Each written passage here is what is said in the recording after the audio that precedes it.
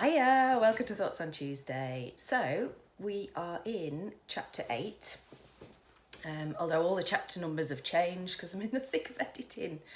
So I should perhaps stop mentioning which chapter I'm in.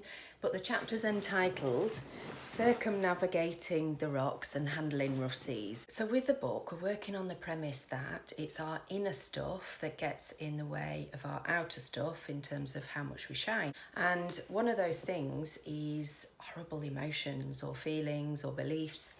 And I'm going to share with you a technique that helps you to deal with that. One of the things about life and about work is that we can't control what it throws at us, and how do we handle those situations that are difficult.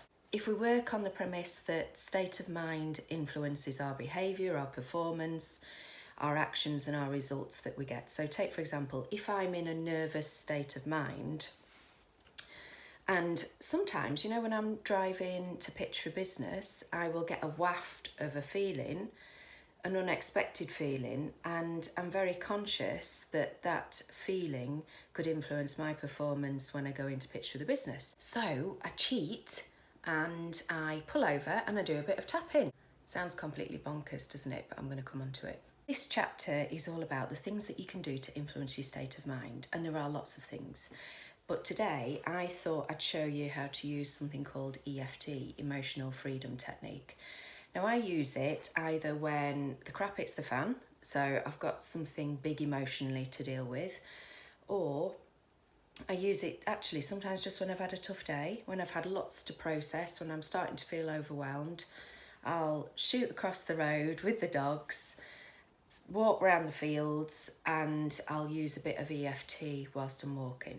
So when you're using EFT, it's great because you can vent whatever is on your mind and then release it energetically from your system.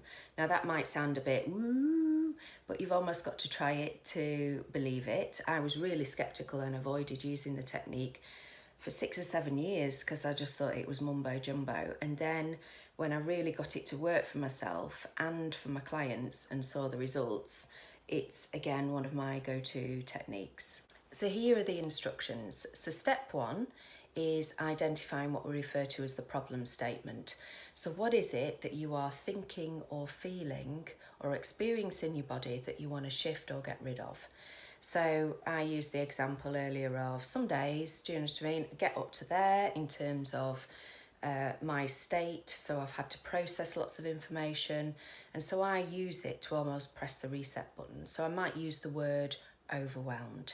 So an example of a problem statement would be, even though I'm feeling overwhelmed, and then you finish it off with, I love and accept myself anyway.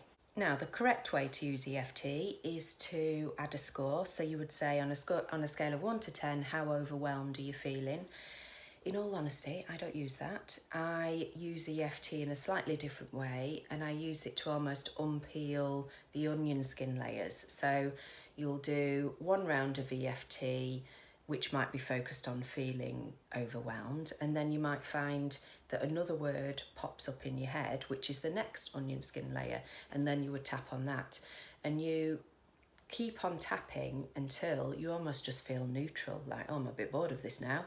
So that your feeling or your thinking or whatever you're experiencing in your body has shifted. You might have heard of EFT referred to as tapping, and that's because we tap on various points. I'm going to do a demonstration of all the points, and I'm going to do 1 round of EFT using the statement overwhelmed, and then that will be effectively 1 onion skin layer. So you start with, even though I'm feeling overwhelmed, I love and accept myself anyway. And you repeat this statement 3 times. Then we tap on the top of our head and you use a reminder phrase. So the reminder phrase in this case would be overwhelmed. So you just tap, tap, tap and say overwhelmed. Now, I've noticed with some of my clients, they can do what I refer to as intuitive tapping.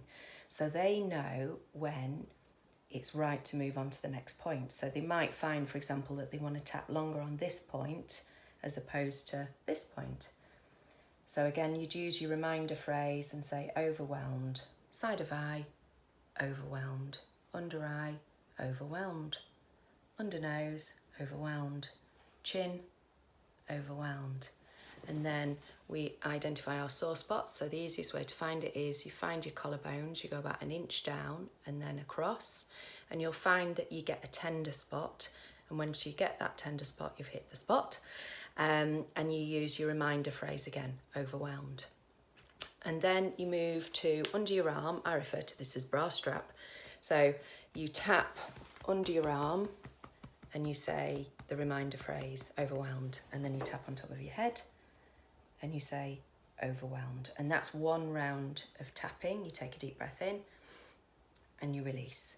Now, whilst you tap in, you have to uncross your legs and make sure you drink plenty of water to flush your system out. So good luck with it and just give it a go. All right, see you soon. Bye.